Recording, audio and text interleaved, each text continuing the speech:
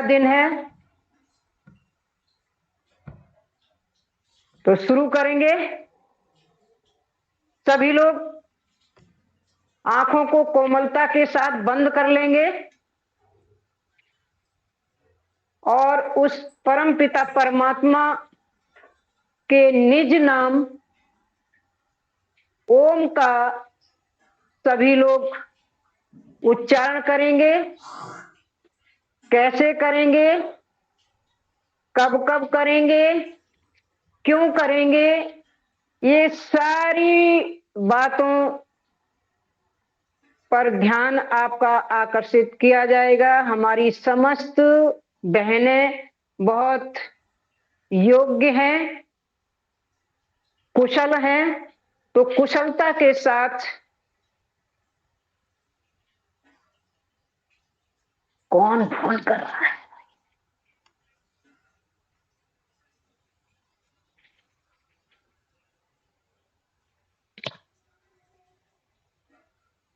चलिए, अब हमने ऑफ कर दिया, कोई फोन नहीं आएगा।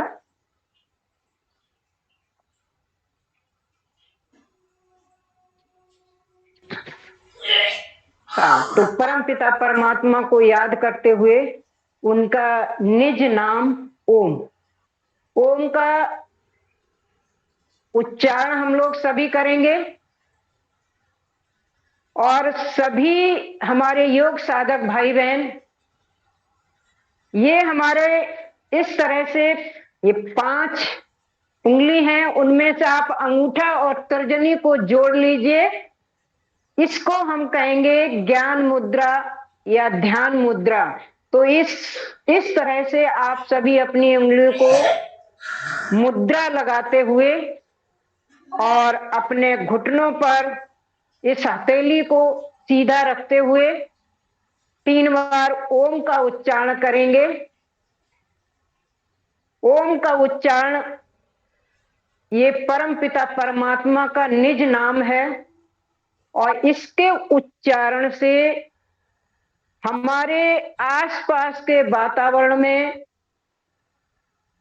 जो दैवीय शक्तियां हैं उन दैवीय शक्तियों का हम आवाहन करते हुए अपने अंदर उन दैवीय शक्तियों का समावेश करेंगे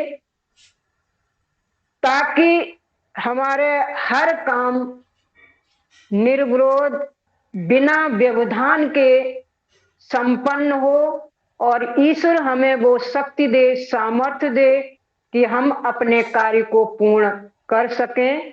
तो इसी के साथ हम लोग 3 बार ओम का उच्चारण करते हैं।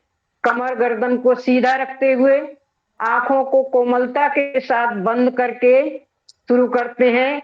गहरी लंबी सांसों के साथ हम गहरी लंबी सांस को अंदर भरेंगे। तो भरते हैं ओ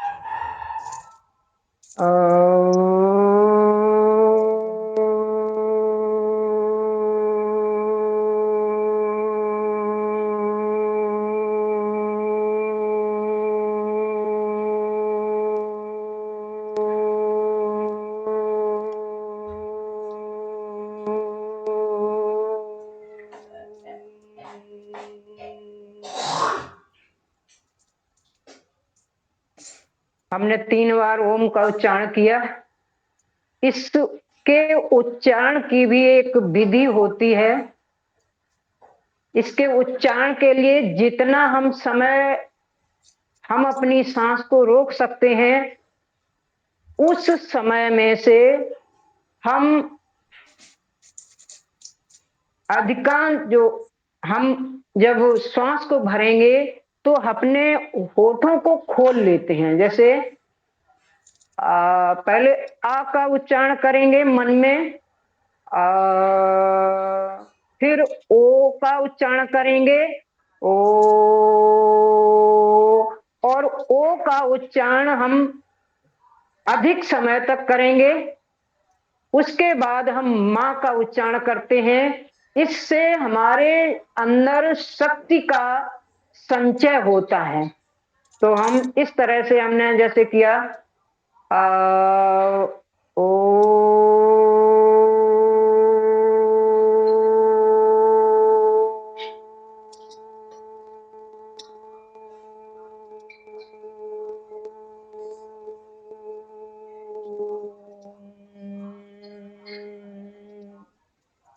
ओ में हमारे होठ खुले रहेंगे और मां में हमारे होठ बंद हो जाते हैं। तो इस तरह से हम प्रतिदिन 3 बार ओम का उच्चारण करते हुए अब शक्तियों का, दैवीय शक्तियों का आवाहन करते हुए फिर हम अपने प्रार्थना करेंगे, ईश्वर से प्रार्थना करेंगे और उस प्रार्थना में सर्वप्रथम गायत्री मंत्र का उच्चारण करते हैं अपनी सद्बुद्धि के लिए कि हे ईश्वर हमें सद्बुद्धि दे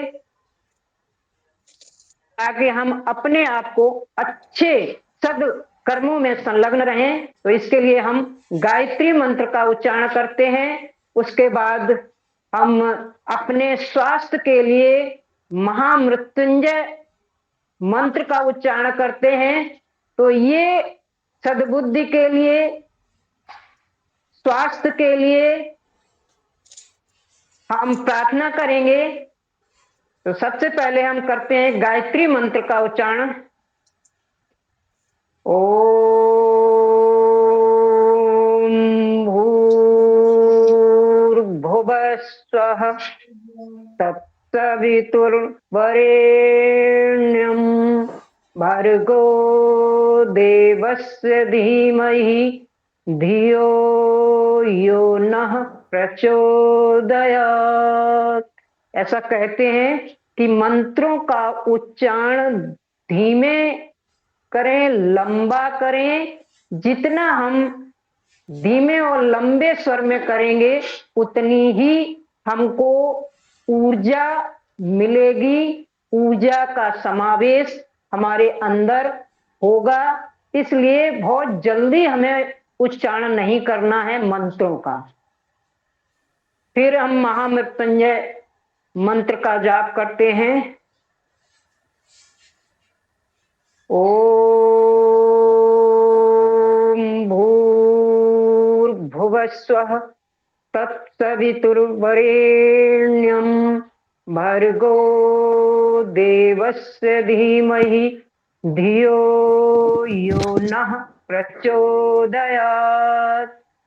ओम त्र्यंबकं यजामहे सुगंधिं पुष्टिवर्धनम् उर्वारुकमिव बन्धनान् मृत्योर्मुक्षीयमामृतात्। ओम सहनावतु सहनौ भुनक्तु सह वीर्यं करवावहे तेजस्विनावधीतमस्तु मा विदिशावहे। ओम अस्तो मा सद्गमय तमसो मा ज्योतिर्गमय मृत्योर्मा अमृतं गमय। ओम शांति शांति शांति। उस परम पिता परमात्मा को जिसने इस सृष्टि की रचना की है, तो उस सृष्टि के रचयिता परमपिता परमात्मा को नमन करते हुए परम पूज्य श्रद्धेय स्वामी जी महाराज और पूज्य आचार्य श्री के सूक्ष्म उपस्थित को नमन वंदन करते हुए और नमन करती हूँ मैं अपनी मुख्य केंद्रीय प्रभारी पूज्य साध्वी डॉक्टर आचार्य देवप्रिया दीदी को, जिनके संरक्षण में हम समस्त भारतवर्ष की बहनें कार्य कर रही हैं। तो ऐसी पूज्या दीदी को और नमन करती हूँ। मैं अपनी साध्वी देवादिति दीदी को, जिनके निर्देशन में हम उत्तर प्रदेश पश्चिम की समस्त बहनें कार्य कर रही हैं, तो ऐसी साध्वी दीदी को भी हृदय से प्रणाम और नमन करते हुए प्रणाम करती हूँ। आज मैं अपने मंच पर उपस्थित उन समस्त अपने संगठन की राज्य स्तर पर कार्य करने वाली बहनों को और जिले पर कार्य करने वाली बहनें, जिला प्रभारी बहनों को और उन समस्त बहनों, कर्मठ कार्यकर्ता बहनों को, जिनके सहयोग से हमारे ये उत्तर प्रदेश पश्चिम की बहनों का संगठन बहुत मजबूती के साथ खड़ा है और मजबूती के साथ बहुत अच्छे से कार्य कर रहा है।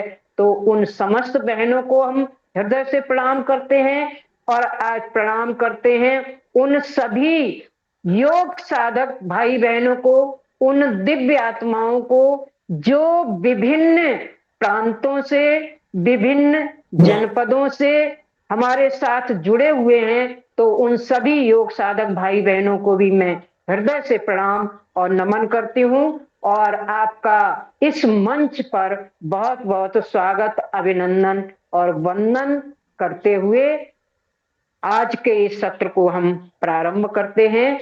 तो सभी लोग, जैसा कि हमने बताया कि जब हम कोई कार्य करते हैं तो उस परम पिता के परमात्मा का आवाहन करते हैं। उसी के साथ कोई भी कार्य को करने से पहले हम अपनी शारीरिक स्थिति को समझते हैं कि किस स्थिति में, किस आसन पर हम बैठ करके कैसे किसी कार्य को हम सफलता पूर्वक कर सकते हैं। तो इसके लिए जैसे अभी हमने बताया कि ये ज्ञान मुद्रा में आपको बैठना है। ज्ञान मुद्रा या हम इसको कहेंगे ध्यान मुद्रा। मुद्राएं होती हैं, ये हमारी 5 उंगली हैं, ये 5 तत्वों का प्रतिनिधित्व करती हैं। जिन 5 तत्वों से हमारा ये शरीर बना है कि ये जैसे अंगूठा, ये अग्नि, ये अग्नि का प्रतिनिधित्व करता है। ये हमारे जो ये 5 उंगली हैं, वो 5 हमारे जो मूल तत्व हैं जिनसे हमारा शरीर बना है, उन तत्वों का प्रतिनिधित्व करते हुए हमारी ऊर्जा के संचय में ये सहयोग करते हैं।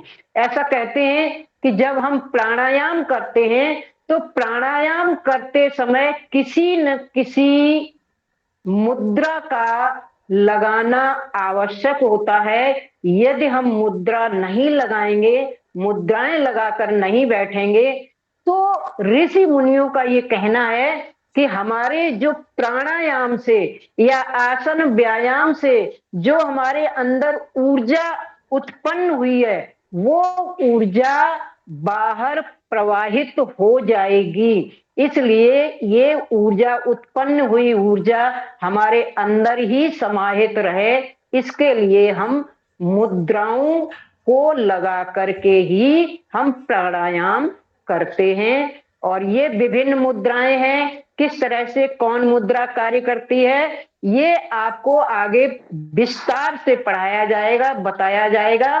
तो प्रतिदिन आप सभी बहनों को सुबह और शाम के दोनों सत्रों को में उपस्थित रहना है, ताकि आपको जो ज्ञान मिले वो एक दूसरे से कनेक्ट होते हुए आप उसको सुन सकें। अगर बीच में आपका गैप होता है तो आपका ब्रेक होगा। इसलिए मेरा ये निवेदन है कि आप प्रतिदिन सुबह शाम सत्रों में जुड़ें। तो पहली बात हमने जो बताई कि मुद्राएं लगा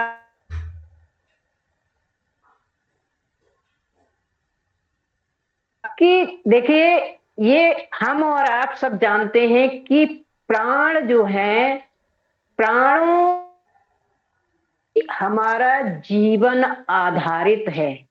और प्राण क्या है? जो वायु हम अंदर लेते हैं वो वायु है। और जब ये हवा हम श्वासों के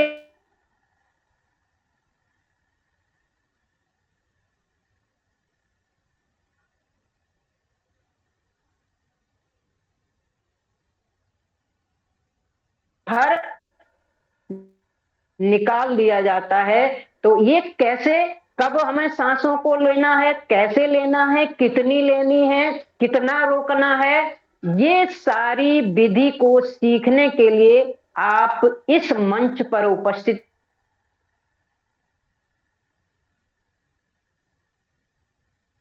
बात, हमारा जीवन किस पे जुड़ा है? श्वासों पर ही जुड़ा है, श्वासों से ही जुड़ा है, श्वासों पर आधारित है।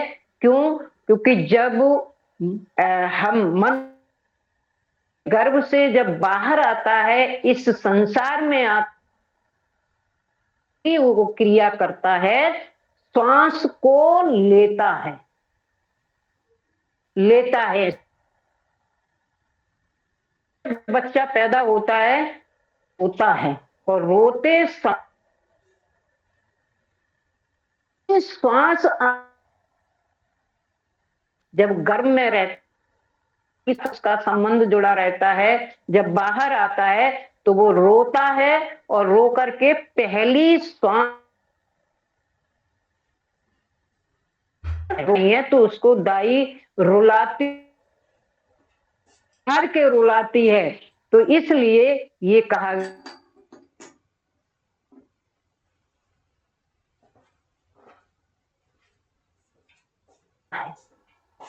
और इस संसार में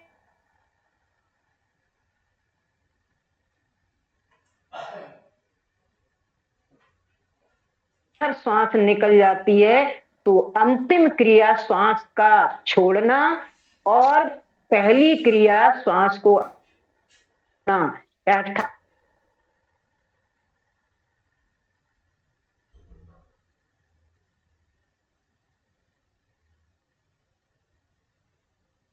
चलता है। यदि हमारे अंदर ये प्राण वायु, जिसको प्राण वायु हमारी अंदर जब रहती है, वो गति करती है, तो हमारा शरीर गति करता है। शरीर गति करता है किसके आधार पर? प्राणों के आधार पर। प्राण है तो जीवन है, प्राण नहीं है तो जीवन नहीं है। तो प्राणों, हमारे जीवन की डोर किससे बंध है? तो हमें इस पर ध्यान देना चाहिए। ध्यान, हमें कितनी सांसें लेनी है, कितनी छोड़नी है, कैसे लेनी है, कैसे छोड़नी है, तो इसको सीखने के लिए हम क्या करते हैं? प्राणायाम करते हैं। तो प्राणायाम को अगर हम संधि विच्छेद आयाम,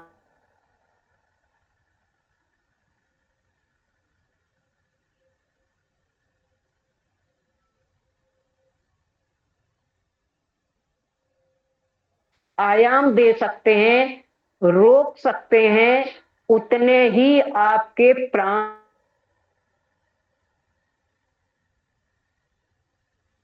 पाए हैं। प्राणों को सीखने के लिए कि कितने प्राण, हमको कितना प्राण वायु अंदर लेनी है, कैसे लेनी है, कब लेनी है, कितनी रोकनी है, ये सारा सब कुछ आप सीखेंगे।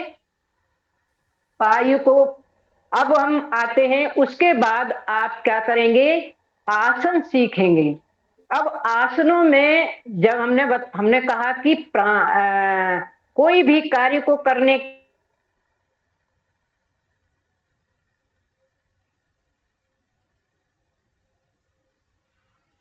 कि हमको कैसे बैठना है, तो बैठने को हम कहेंगे आसन। अब आसन मुख्यतः चार हजारों आसनों को लेकर के हम अन्य अनेकों हजारों प्रकार के आसन हैं, लेकिन ये मुख्य रूप से मूल रूप से यही चार आसन होंगे। तो पहला आसन है, हम बैठेंगे, जब भी बैठेंगे कोई कार्य को करने के लिए, प्राणायाम को करने के लिए, आसनों को करने के लिए, तो हम क्या इन्हीं चारों आसनों में से किसी एक आसन पर बैठेंगे। तो पहला आसन है सुख आसन। अब सुख आसन, सुख आसन का मतलब हुआ कि सुख पूर्वक, आराम से सुख पूर्वक जिस स्थिति में हम बहुत देर तक बैठ सकें उसको हम कहेंगे सुख आसन। अब सुख आसन कैसे, जैसे हम ये बैठे हुए हैं, हमारा ये बायां पैर है, हमने इसको नीचे रखा अपनी जंघा के नीचे और एनएस से लगाया, उसके बाद हम दूसरा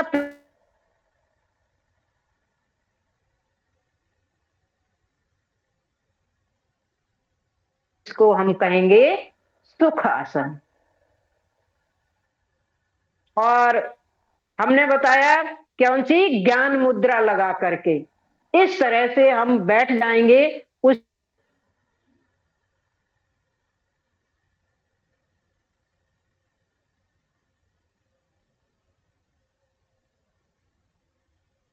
दूसरा हम क्या करते हैं, यही सुखासन, दूसरा है पद्मासन।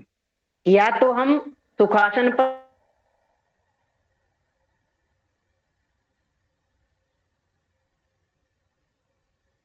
आसन पर ये बैठ पर एक, अब पद्मासन कि हमने अपना बायां पद दाहिने पैर के ऊपर रखा, ये जंघा पर, इस तरह से जैसे हमने ये बैठे हुए हैं और ये हमने पैर को उठाया और अपनी दाहिनी जंघा पर रख लिया इस पंजे को, और उसके बाद हमने ये हमारा बायां पैर है और फिर हमने दाहिने पैर को लिया और उठाया और इस तरह से इसके ऊपर, तो हमारे ये दोनों पंजे ऊपर हैं।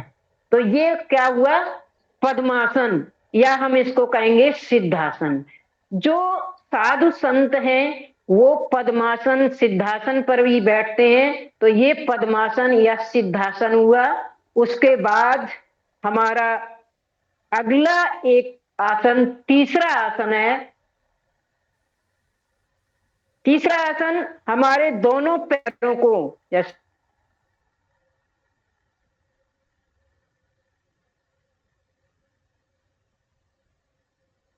को सीधा किया और हाथों को पीछे लगाया अपनी हिप के पास में, ये हमारा तीसरा आसन है।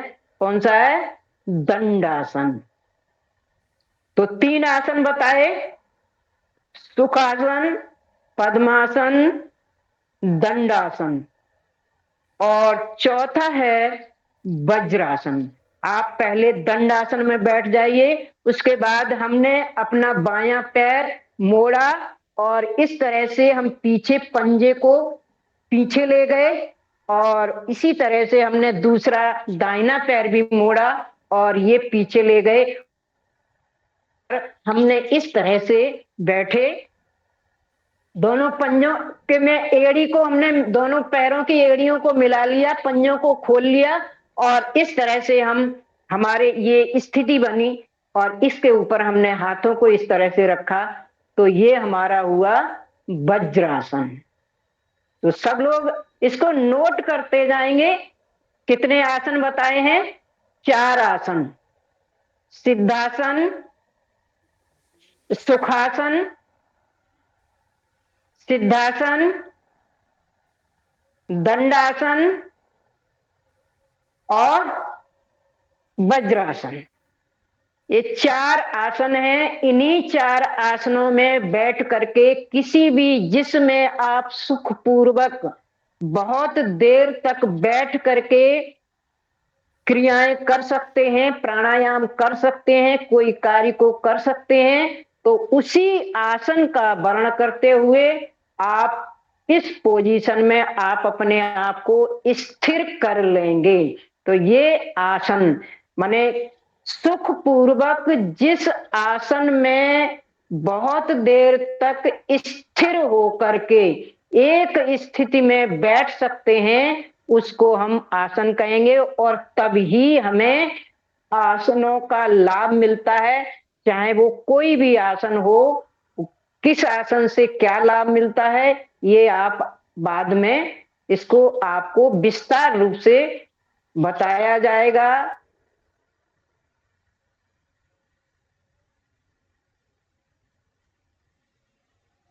चार आसन बताए और प्राणायाम की स्थिति में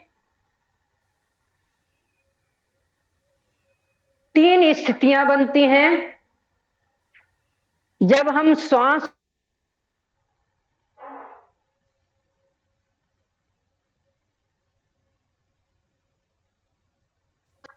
अंदर भरा, पूरक, और सांस को बाहर छोड़ा, रेचक। जैसे अब हम सुख आसन पर बैठ जाते हैं इस तरह से, और मुद्रा लगा करके ये सांस को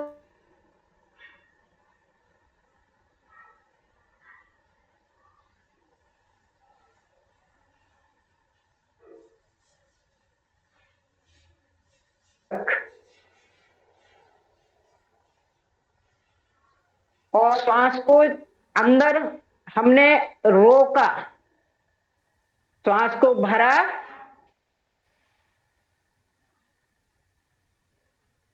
फिर हमने थोड़ी देर रोका, इसको हम कहेंगे कुंभक। और फिर जितनी देर तक हम रोक सकते हैं उसको रोकेंगे और फिर छोड़ देते हैं, तो ये रेचक। तो पूरक, कुंभक, रेचक। अब कुंभक में जब अंदर हम श्वास को रोकते हैं तो अंतः कुंभक, और जब हम बाहर को रोकते हैं तो बाह्य कुंभक। तो ये चार क्रियाएं श्वास को लेने और छोड़ने में करते हैं। इस बात का आप हमेशा ध्यान रखेंगे कि हमें श्वास को भरना है। इसको क्या कहेंगे? पूरक, रोकने को कुंभक, अंदर रोका तो अंतः कुंभक,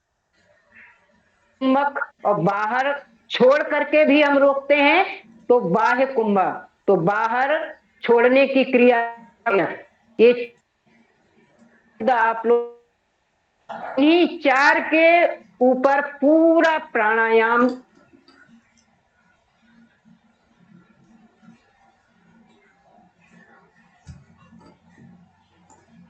सब पूछा जाता है, पूछा जाएगा।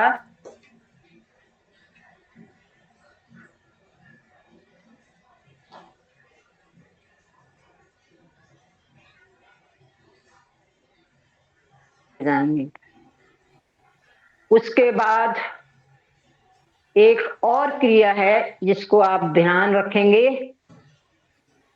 बंध।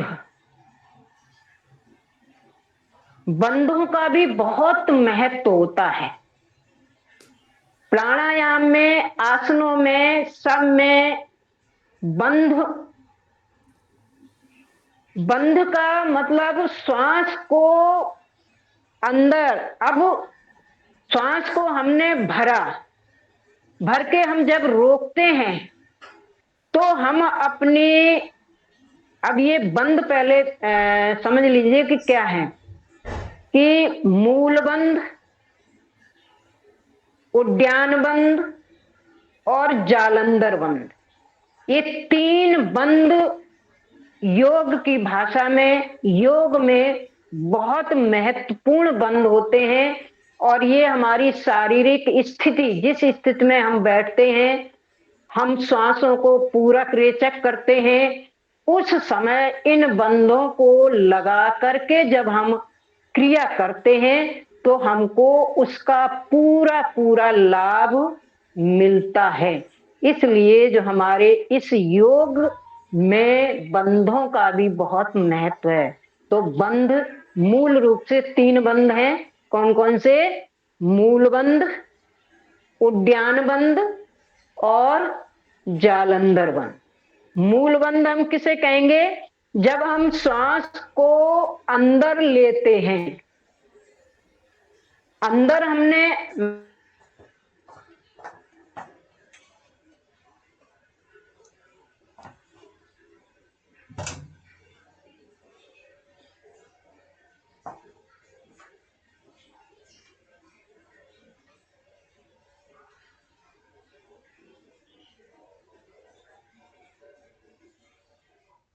की मांसपेशियों को ऊपर खींचते हैं और फिर श्वास को हम रोक लेते हैं, इसको हम कहेंगे मूल बंध।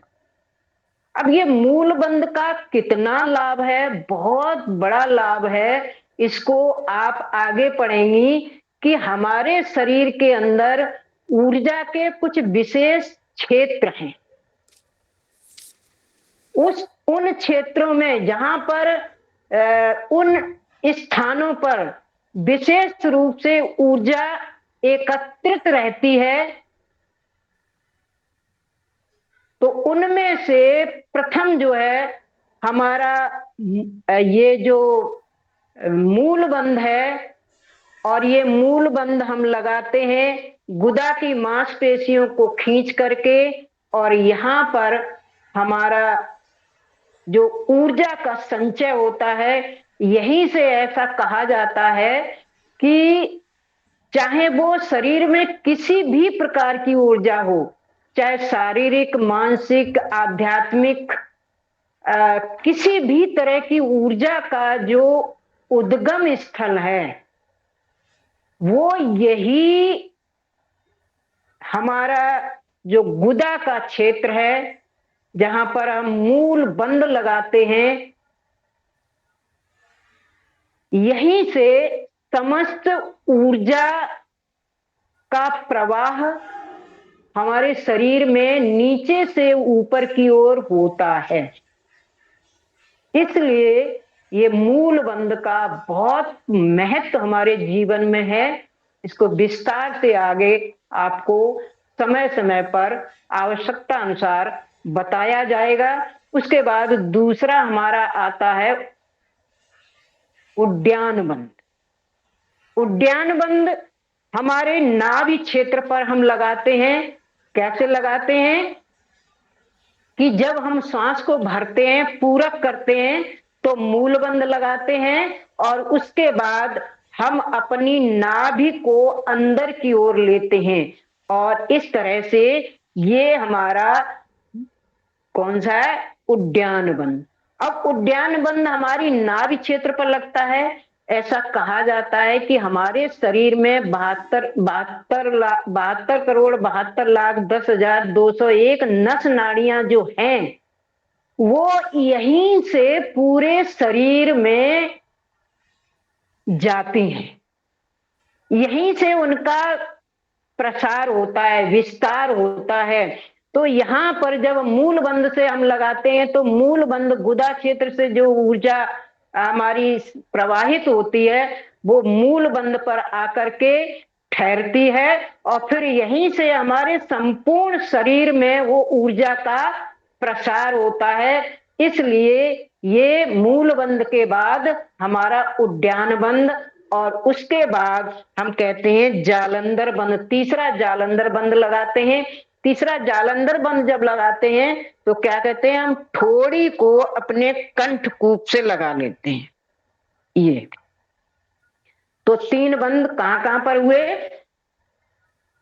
नंबर 1 मूल बंध गुदा क्षेत्र में, उद्यान बंध नाभि क्षेत्र में, और जालंधर बंध हम अपनी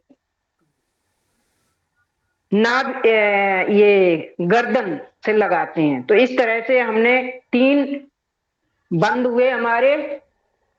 कैसे? जालंधर बंद लगाया, फिर उद्यान बंद लगाया और फिर जालंधर बंद लगाया। अब हम आप अपनी श्वास को रोकते हैं तो श्वास जो हमारी ऊर्जा जो गुदा क्षेत्र से हमारी प्रवाहित हुई वो कहां तक पहुंची, हमारे सहस्त्रार तक पहुंचती है। यानी पूरे शरीर में ऊर्जा का संचार होता है। इसलिए हमारे जीवन में इन तीनों मूल बंधों का भी बहुत बड़ा महत्व है। तो हमने आज आपको कितनी चीजें बताई, आप याद रखेंगी। पहली चीज, 3-4 तरह के आसन बताए, सुखासन, पद्मासन या सिद्धासन, दंडासन और वज्रासन। उसके बाद 3 बंद बताए, मूल बंद, उद्यान बंद और जालंधर बंद। और श्वास की जो हम प्रक्रिया करते हैं वो कैसे, कि श्वास को अंदर भरते हैं, इसको हम कहेंगे पूरक। और जब हम रोकते हैं अंदर तो अंतः कुंभक। और छोड़ के जब हम बाहर छोड़ते हैं तो रेचक। और बाहर छोड़ करके थोड़ी देर हम रोकते हैं तो उसको हम कहेंगे बाह्य कुंभक। तो इतने हमने आपको ये सारी चीजें बताई हैं, तो इन्हीं पर हमारा संपूर्ण प्राणायाम, व्यायाम और आसन निर्भर करते हैं, आधारित हैं। इन्हीं को लेकर के हम आगे बढ़ेंगे। अब हम आप आज के जो प्राणायाम का हमारा कार्य है उसको हम प्रारंभ करेंगे। मूल रूप से इन सबको आप ध्यान में रखते हुए अब हम बैठते हैं। हमने क्या कहा था कि कोई भी क्रिया करते हैं, हमारे शरीर में रक्त का संचार का होना, ब्लड सर्कुलेशन का होना बहुत आवश्यक है। और ये ब्लड का सर्कुलेशन किसके साथ होता है, प्राण के साथ। शुरू में ही हमने बताया कि प्राण ही जीवन है, प्राण से ही हमारा जीवन की डोर बंधी है, प्राणों से ही हम गति करते हैं, प्राणों से ही हम हमारी समस्त क्रियाएं संपन्न होती हैं, प्राणों से ही हम सारे जीवन के सभी कार्यों को कुशलता पूर्वक करते हैं। तो इन प्राणों को हम मजबूत कैसे करेंगे, बलिष्ठ कैसे करेंगे। अब जब हमारे प्राण स्वस्थ होंगे, बलिष्ठ होंगे, तभी हम सारे कार्यों को अच्छी तरह से संपादित कर सकते हैं। अब देखिए, प्राणों के साथ ही हमने क्या बताया, ब्लड का सर्कुलेशन। ब्लड सर्कुलेशन शरीर की गति, शरीर के हमारे शरीर के अंदर के हार्मोन्स, हमारे शरीर के अंदर के केमिकल्स और समस्त ऊर्जा का प्रवाह, इन सारे का संबंध हमारा किससे है, प्राणों से। तो प्राणों को मजबूत करना है, उसके लिए हम आज से संकल्प लेते हैं कि आजीवन हम प्राणायाम को करते रहेंगे, आसनों को करते रहेंगे, आवश्यकता अनुसार अपने जीवन में इसको कभी भूलेंगे नहीं, हमेशा करते रहेंगे। तभी हम स्वस्थ रहेंगे, तभी हमारे ब्लड का सर्कुलेशन सही रहेगा, ब्लड का संचार सही रहेगा, हमारे शरीर के हार्मोन्स बैलेंस में रहेंगे, केमिकल्स बैलेंस में रहेंगे, ऊर्जा का बैलेंस रहेगा। और इन सब का जब बैलेंस रहेगा तो हम निश्चित ही स्वस्थ रहेंगे। अब हम बात करते हैं सबसे पहले सूक्ष्म क्रियाओं की, कि वो सूक्ष्म क्रियाएं हम कैसे करें जिससे हमारा, हम वो सूक्ष्म क्रियाएं जिसको हर कोई हर अवस्था में हर समय कर सकता है, ताकि हमारी जो मांसपेशियों के अंदर जो छोटी छोटी नस 72,72,72,201 नस नाड़ियां हैं, उनमें रक्त का संचार सही से हो। रक्त का संचार जहां पर रुक जाता है वहीं पर बीमारी का रूप धारण कर लेता है। बीमारियां होती हैं, जैसे सबसे पहले अगर रक्त का, ब्लड का सर्कुलेशन जहां पर रुकता है वहीं पर दर्द होता है, अर्थराइटिस का रूप धारण करता है। तो सबसे पहले हम सूक्ष्म व्यायाम करेंगे, जिनको सब कोई कर सकता है तो हम करते हैं। हमने बताया था कि पहले किसी भी आसन पर बैठते हैं। अब सूक्ष्म व्यायाम को करने के लिए हमें क्या करना है? सबसे पहले हमने क्या किया कि दंड आसन पर बैठे। हम अभी बैठे थे सुखासन पर और फिर दंड आसन पर, कि हमने बायां पैर फैलाया और फिर दाहिना पैर फैलाया और इस तरह से हम बैठ गए। ये क्या स्थिति है? दंड आसन की। और हाथों को हमने पीछे कर लिया और ये हम बैठ गए दंड आसन।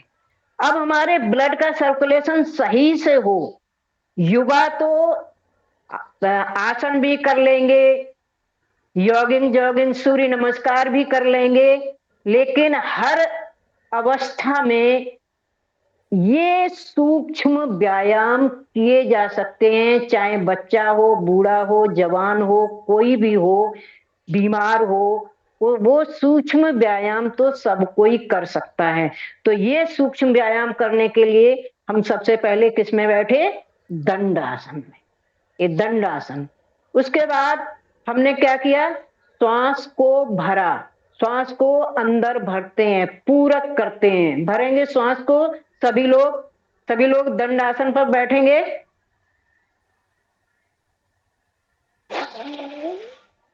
पूरक किया और फिर श्वास को अंदर माने कुंभक किया, श्वास को भरा और फिर उसको रोक लिया।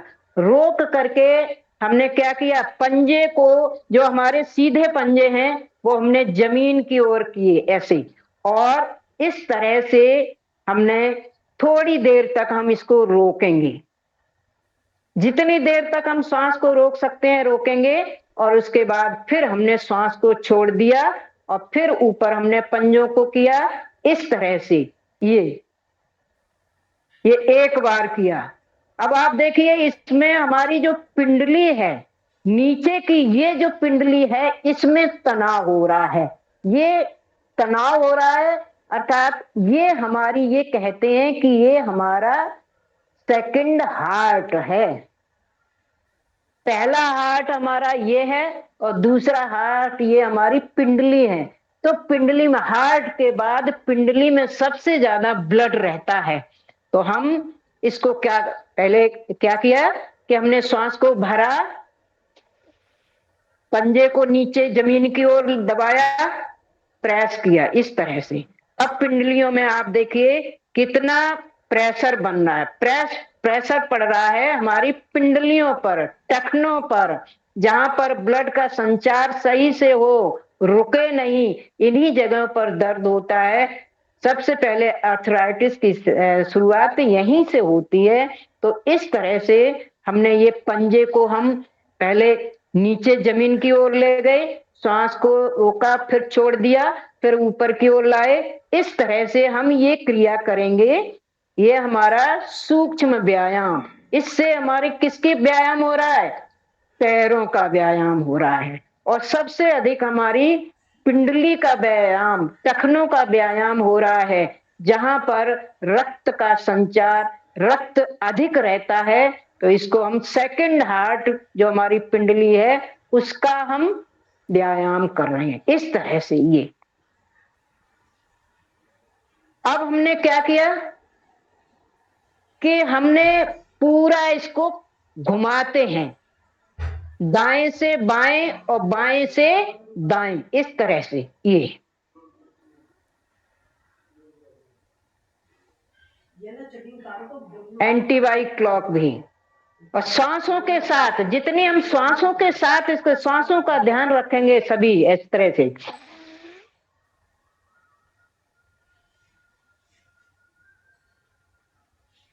ऐसे।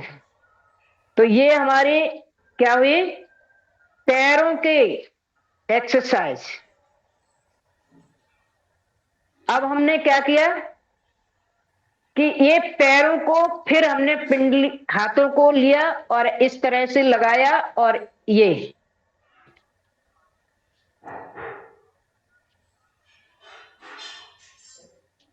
दोनों पैर को, पहले हमने एक दाहिने पैर को, फिर बाएं पैर को, इस तरह से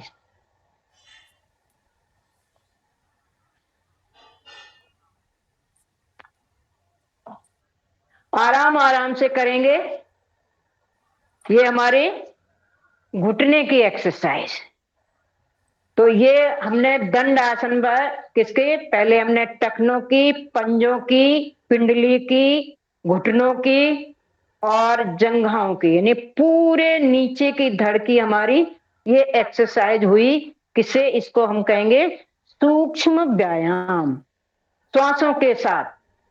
अब अगली हम क्रिया क्या करते हैं कि पैरों को लाए और इस तरह से दोनों पंजों को हमने अपने एनएस पॉइंट से लगाया इस तरह, और हाथों को लॉक किया, पंजों को हमने लॉक कर लिया, और जितना हम जमीन की तरफ अपने घुटने को ले जा सकते हैं उतना ले जाएंगे इस तरह से।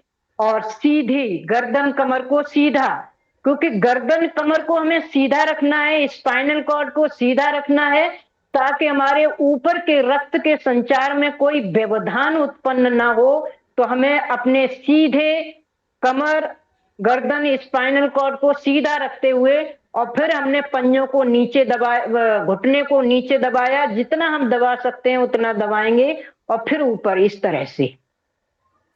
ये इसको हम क्या कहेंगे, तितली आसन। ये इससे हमारी कमर की एक्सरसाइज, ये कमर में हमारे रक्त का संचार सही से हो, ब्लड का सर्कुलेशन सही से हो, इसलिए ये हम क्रिया करते हैं। इसको विस्तार से हमारी बहनें, जो बहुत कुशल बहनें हैं सिखाने में, वो आपको प्रतिदिन बताएंगी। आपको छोटी छोटी बातें, देखिए आप सभी जुड़े हैं आज। योग जो है, योग से कोई अनभिज्ञ नहीं है, सभी जानते हैं कि योग कैसे करते हैं। स्वामी जी ने इतना विस्तार कर दिया है कि सब कुछ आप सब लोग जानते हैं, करते भी होंगे बहुत लोग। लेकिन ये प्रशिक्षण शिविर है, और प्रशिक्षण शिविर में हर क्रिया की बारीकियों को आपको सीखना है।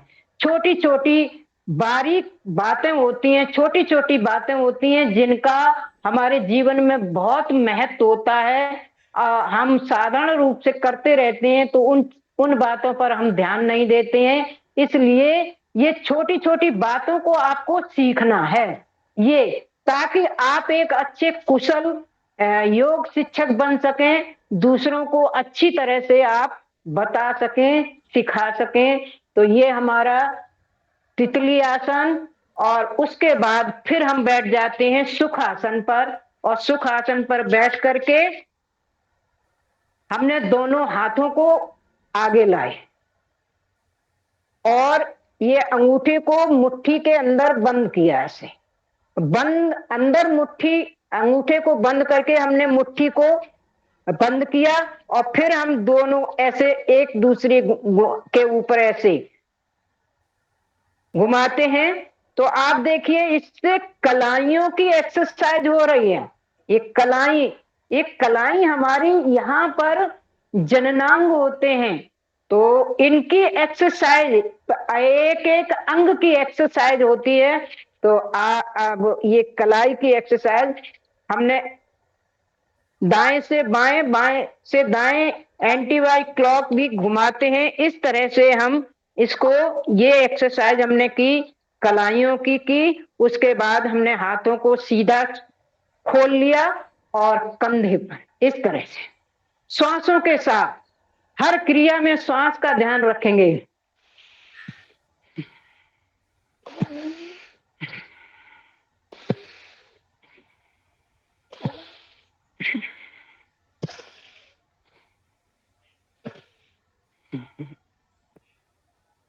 इसके बाद दाएं और बाएं, एक कंधे की एक्सरसाइज, कोहनी की एक्सरसाइज,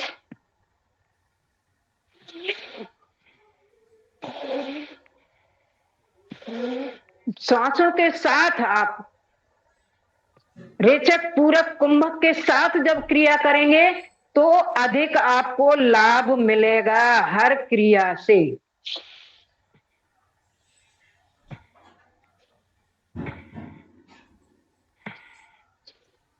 फिर ऊपर की ओर मैंने हर अंग की चारों दिशाओं से, 10 दिशाओं से एक्सरसाइज हो, इसके लिए हम ये क्रियाएं करते हैं। तो ये हमारे सूक्ष्म व्यायाम है। और उसके बाद अब हम करते हैं कि हाथों को फैलाया, उसके बाद हमने ये कंधे पर इस तरह से हाथों को रखा और कोहनी को हम आगे लाते हैं ये, और पूरा हम कंधे को घुमाते हैं आगे की ओर।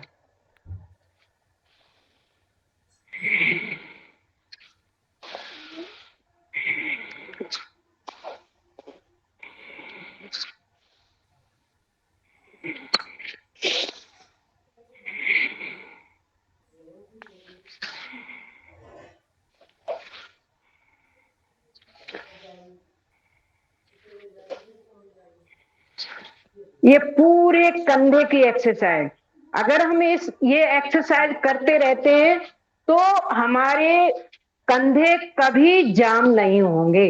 इसलिए हमें प्रतिदिन ये, आप देखने में लगता है ये बहुत छोटी क्रियाएं, बहुत सूक्ष्म क्रियाएं हैं, लेकिन इनसे बहुत बड़ा लाभ होता है। उसके बाद अब हम हथेलियों को घुटने पर रखते हैं और पूरे कंधे को चारों तरफ इस तरह से घुमाते हैं।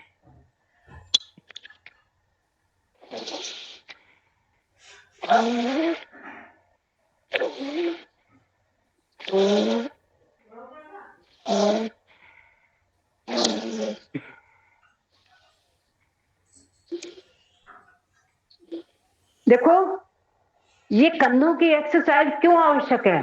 ये कंधों की एक्सरसाइज ये क्यों आवश्यक है? क्योंकि यहां पर ही देखो सबसे ज्यादा हमारी इम्यूनिटी बूस्ट होती है, वो पेट से होती है। उसके बाद हमारे यहां से इम्यूनिटी बूस्ट होती है, कानों से इम्यूनिटी बूस्ट होती है।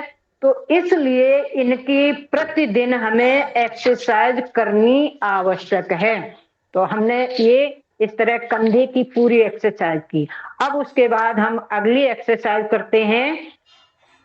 हमने हाथों को फैलाया, उसके बाद एक दूसरे की कलाई को ऐसे पकड़ा और फिर इनको हम पीछे ले जाते हैं, अपने इसके सिर के पीछे ले जाते हैं, और पीछे ले जाकर के हम अपने दाहिने हाथ को बाएं हाथ की ओर ऐसे ले जाते हैं, ऐसे खींचते हैं, श्वास को रोक लेते हैं, श्वास को भरेंगे और फिर जैसे हमने इस तरह से किया, श्वास को भरा,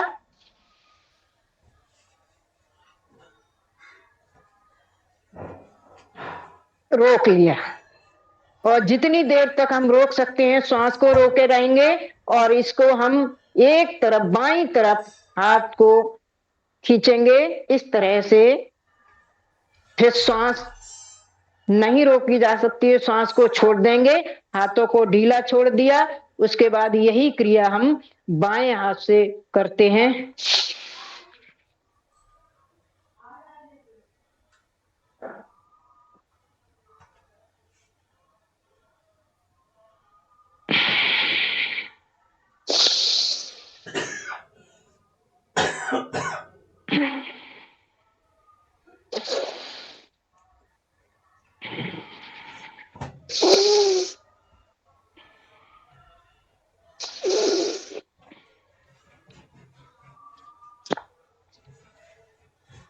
तो ये हमने अपनी भुजाओं की और कंधे की एक्सरसाइज की। अब उसके बाद हम हाथों को लॉक करते हैं और पीछे की ओर हम अपने सिर को, ये सिर पर अपने हथेलियों का दबाव सिर पर और सिर का दबाव हथेलियों पर डालेंगे और इस तरह से इतना डालेंगे कि हमारा सिर जो है वो कंपन करने लगेगा।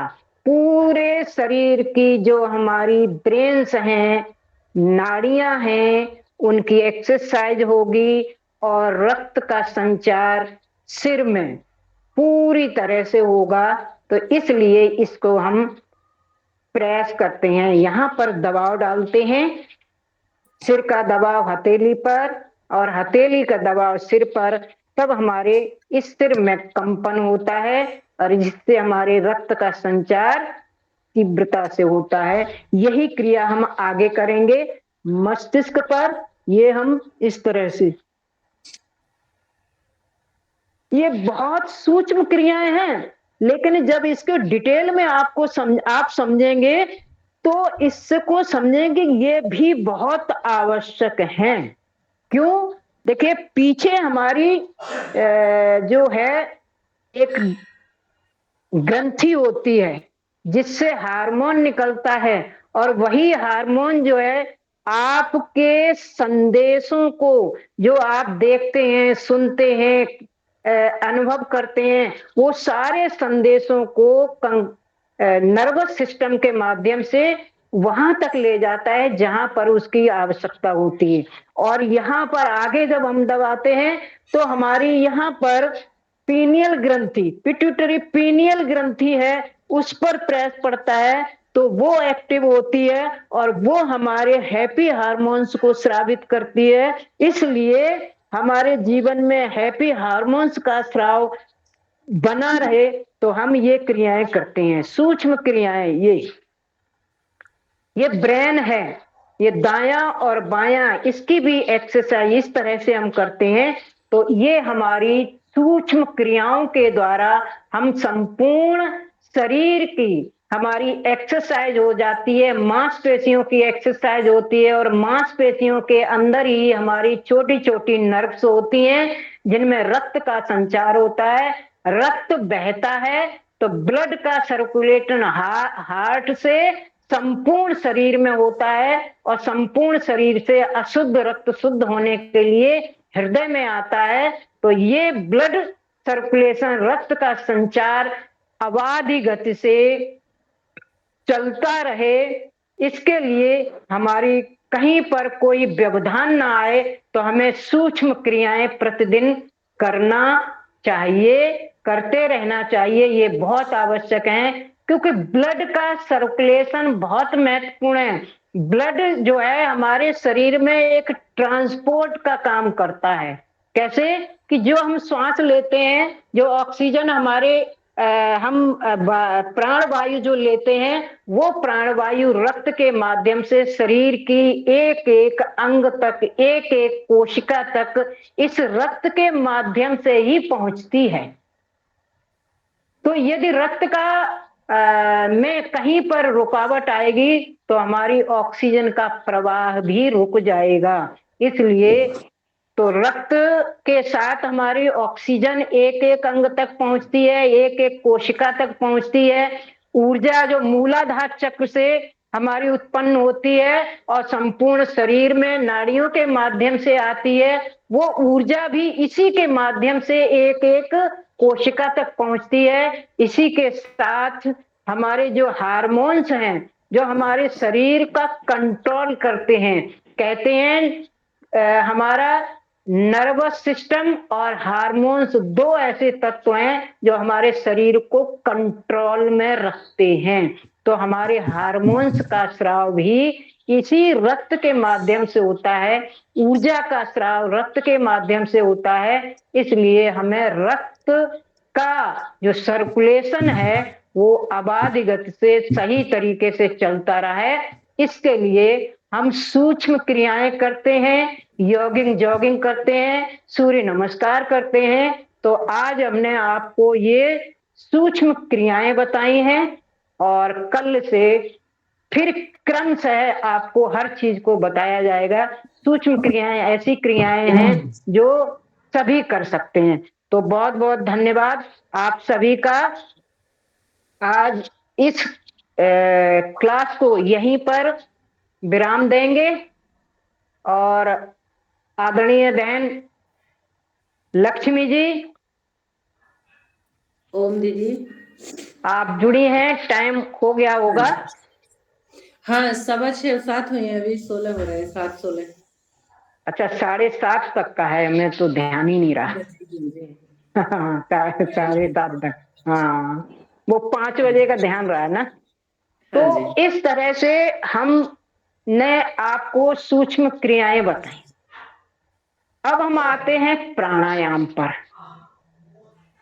देखो प्राणायाम हमने जैसा अभी बताया है कि प्राणायाम प्राण को आयाम देना।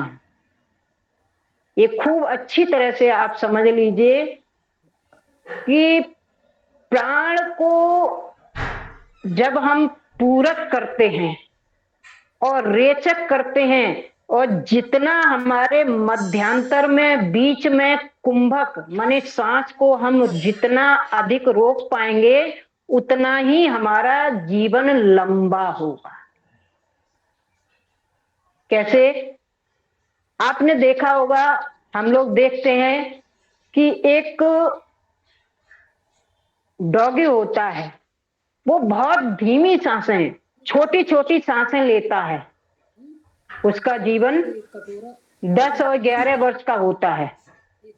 और एक कछुआ होता है, वो बहुत गहरी लंबी सांसें लेता है, उसका जीवन बहुत लंबा होता है। तो इसी तरह से हमारे पूरक रेचक के बीच में जितना अंतर होगा, अर्थात जितनी देर हम सांस को रोक सकते हैं उतना ही हमारी सांसें बढ़ती जाएंगी, माने हमारा जीवन बढ़ेगा। तो हम प्राणायाम के क्रम में सबसे पहले हम करते हैं। अब इसमें श्रद्धेय स्वामी जी ने, वैसे तो बहुत प्राणायाम है, लेकिन श्रद्धेय स्वामी जी ने एक निर्धारित पैकेज बनाया है जिसको हर व्यक्ति, साधारण से साधारण व्यक्ति भी कर सकता है। और अगर उनके बताए अनुसार हम उस प्राणायाम को करते हैं तो निश्चित ही हमें लाभ मिलेगा, हम निरोगी रहेंगे, सुखी रहेंगे, हमारे शरीर का हर अंग विधिवत कार्य करता रहेगा। तो हम उसके लिए श्रद्धेय स्वामी जी ने ये जो पैकेज बनाया है वो 7 प्राणायामों का मुख्य रूप से, उसके अतिरिक्त कुछ विशेष प्राणायाम हैं जो विशेष रोगों में किए जाते हैं। तो पहला प्राणायाम, प्राणायामों के जो 7 पैकेज के 7 प्राणायाम हैं उनमें से पहला प्राणायाम है भस्त्रिका प्राणायाम। दूसरा है कपालभाति प्राणायाम। तीसरा है उज्जाई प्राणायाम। चौथा है अनुलोम विलोम प्राणायाम। और मैंने हमारा भस्त्रिका, कपालभाति, उज्जाई, अनुलोम विलोम, भ्रामरी, उद्गीत और प्रणव, ये मुख्य प्राणायाम है जिनको एक एक करके क्रम से आपको बताया जाएगा। और इनको कब करना है, कैसे करना है, कितनी देर करना है, ये सब कुछ आपको विस्तार से हमारी बहनें बताएंगी। तो पहला प्राणायाम हम करते हैं भस्त्रिका प्राणायाम। है तेरे काम का, ये है काम का तेरे। भस्त्रिका प्राणायाम। कोई बोल रहा है, आप अपना माइक म्यूट कर लीजिए भाई जी। बहुत बहुत धन्यवाद। वैसे आप सभी को बहुत बहुत धन्यवाद कि आपने आज थोड़ा विलंब से शुरू हुआ, फिर भी आपने धैर्य के साथ हम लोगों का साथ दिया। इसके लिए आपको मैं हृदय से सभी को प्रणाम और नमन करती हूँ। तो पहला प्राणायाम हम करते हैं भस्त्रिका। भस्त्रिका में जितनी हम गहरी लंबी सांस लेंगे उतना ही हमारे अंदर ऑक्सीजन का संचार होगा।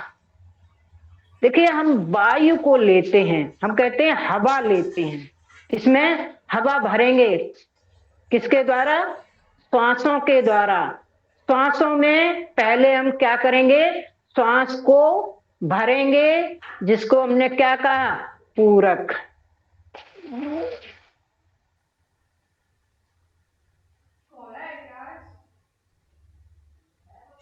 फिर रोका, फिर छोड़ देते हैं।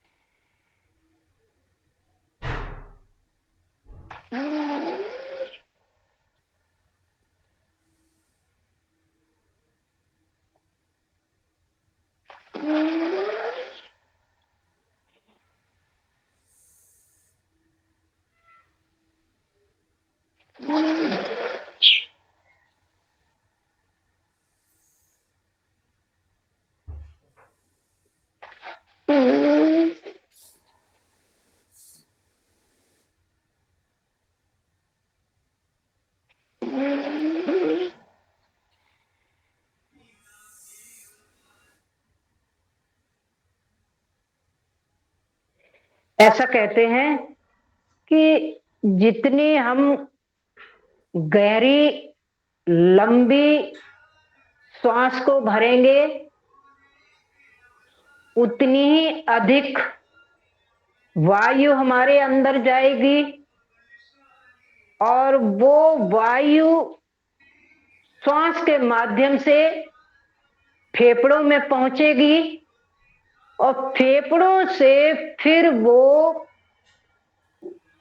फेफड़ों में जो है उस वायु से ऑक्सीजन ऑक्सीकृत होगी, और वो कहां जाएगी? ब्लड में। कार्बन डाइऑक्साइड गैस रेचक के द्वारा हम बाहर निकाल देंगे। अब यहाँ पर गहरी और लंबी सांस हम क्यों बता रहे हैं, इस बात को आप समझिए कि जितनी हम गहरी और लंबी सांस लेंगे, देर तक वायु को भरेंगे, उतनी अधिक मात्रा में वायु हमारे अंदर जाएगी। और लेकिन उस वायु को क्या होगा? रोकेंगे। रोकने में क्या होता है? जैसे हमने कहा कि श्वास को रोकना है, रोकने में जो वायु का संशोधन हुआ, ऑक्सीजन फेफड़ों के द्वारा अवशोषित होकर के ब्लड में जाती है, हार्ट से ब्लड में जाती है। तो वो ऑक्सीजन जब हम रोकते हैं तो कहां पर? नाभि पर पहुंचती है। हार्ट से कहां पहुंची? नाभि पर। और नाभि को वहां पर हमने श्वास को रोक रखा है। और ये हमने आपको बताया था कि इसको विस्तार से आगे बताएंगे कि ये नाभि पर जब ऑक्सीजन पहुंचेगी तो यहाँ पर हमने रोका है। रोकने से क्या हुआ कि वो ऑक्सीजन तुरंत हमारी जो नस नाड़ियां हैं, यहाँ पर 12 प्रमुख नाड़ियां रहती हैं जो कि पूरे शरीर में रक्त को फैलाती हैं, ऊर्जा को फैलाती हैं। ये हमारे उसमें से तो नाभि पर आकर के फिर पूरे शरीर में हमारी वो फैलती है ऑक्सीजन। इसलिए हम गहरी लंबी सांस को भरेंगे, थोड़ी देर रोकेंगे और फिर उसके बाद हम छोड़ते हैं। तो ये क्रिया एक स्वस्थ व्यक्ति प्रतिदिन कम से कम 5 मिनट हर व्यक्ति को ये करनी चाहिए। और जो बीमार व्यक्ति होता है, जो कमजोर व्यक्ति होता है, वो धीरे धीरे ऑक्सीजन को और धीरे धीरे भरेंगे, ऐसे जल्दी जल्दी नहीं, धीरे धीरे। जो अब योग का अभ्यास ही हो जाता है वो फिर जल्दी भर सकता है। जैसे हमने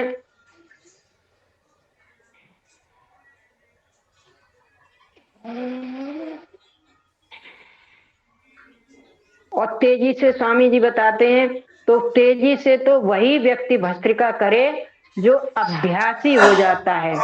अभ्यास जब हमको धीरे धीरे हो जाएगा तो हमें फिर तेजी से भी कर सकते हैं। ऐसा स्वामी जी बताते हैं कि 2.5 सेकंड में हमें श्वास को भरना है और फिर 2.5 सेकंड में हमें श्वास को छोड़ना है। यानी 5 सेकंड में हमको पूरक और रेचक करनी है।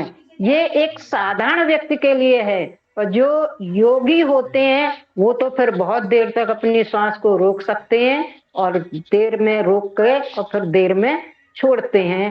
तो जितना अभ्यास हम करते जाएंगे उतने ही हमारी प्राण वायु में, प्राणायाम में प्राण वायु का आयाम बढ़ता जाएगा। और जितना आयाम बढ़ता जाएगा उतना ही हमारे प्राण कैसे होंगे, बलिष्ठ होंगे, स्वस्थ होंगे। और जितने प्राण हमारे स्वस्थ होंगे उतना ही हमारा शरीर स्वस्थ होगा। इसलिए हमें ये कपालभाति प्रतिदिन कम से कम 5 मिनट अवश्य करनी है। और उसके बाद हमारा दूसरा प्राणायाम आता है भस्त्रिका।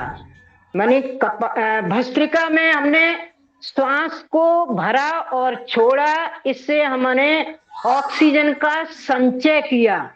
जितना अधिक हमारे शरीर में ऑक्सीजन का संचय होगा उतना ही हम बिना थके, बिना रुके अपने पूरे दिन को पूरी ऊर्जा के साथ व्यतीत कर सकते हैं, पूरी ऊर्जा के साथ अपने जीवन को जी सकते हैं यदि हम प्रतिदिन भस्त्रिका करते रहेंगे। उसके बाद दूसरा प्राणायाम आता है कपालभाति। अब देखिए, भस्त्रिका में तो हमने श्वास को भरा और छोड़ा,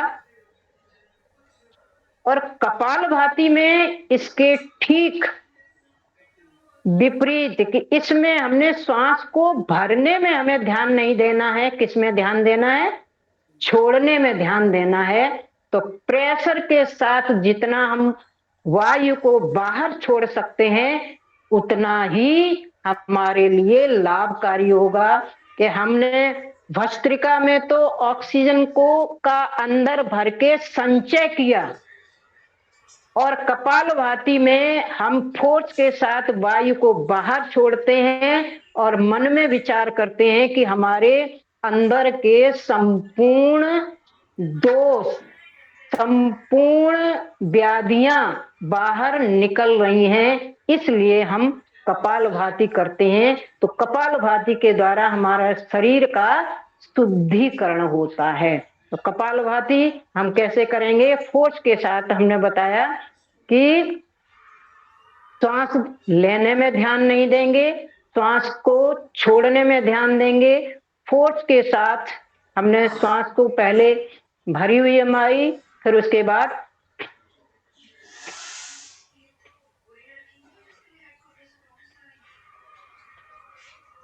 पेट नाभि पर आप हाथ लगा लेंगे और हाथ लगा करके आप ध्यान देंगे, अनुभव करेंगे कि हमारी नाभि अंदर जा रही है। कैसे? फोर्स के साथ जब हम श्वास को बाहर, कहते हैं श्वास को बाहर, जैसे हम अब बहुत से जो नए अभ्यासी होते हैं वो कपालभाति को पहले नहीं कर पाते हैं। तो जो नए योगाभ्यासी हैं, जो पहली बार जुड़े हैं, वो इस तरह से ध्यान दें कि जब हम क्या करते हैं, अपने नाक को साफ करते करते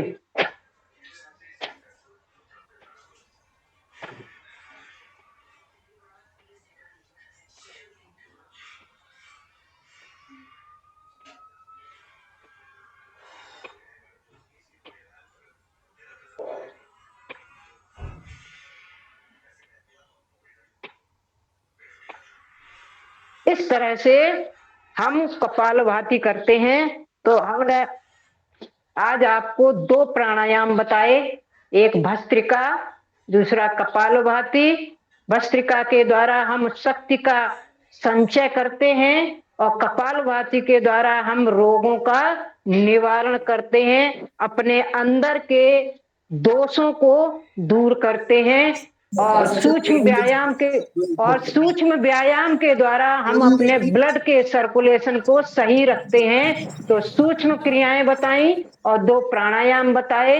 तो बहुत बहुत धन्यवाद, आप सभी ने हमें ध्यान से सुना और इसके लिए पुनः इस मंच पर उपस्थित सभी योग साधक भाई बहनों को मैं हृदय से प्रणाम और नमन करती हूँ कि आपने धैर्य के साथ हमको सुना और इसी तरह से आप प्रतिदिन सहयोग देते रहेंगे तो निश्चित ही हम आपको अधिक से अधिक बहुत कुछ दे करके 25 दिन के बाद आप सोचेंगे कि हमने बहुत कुछ यहाँ पर आकर के सीखा है, जो अपने आप जीवन में उतारेंगे और सुखी रहेंगे। तो बहुत बहुत धन्यवाद आप सभी का।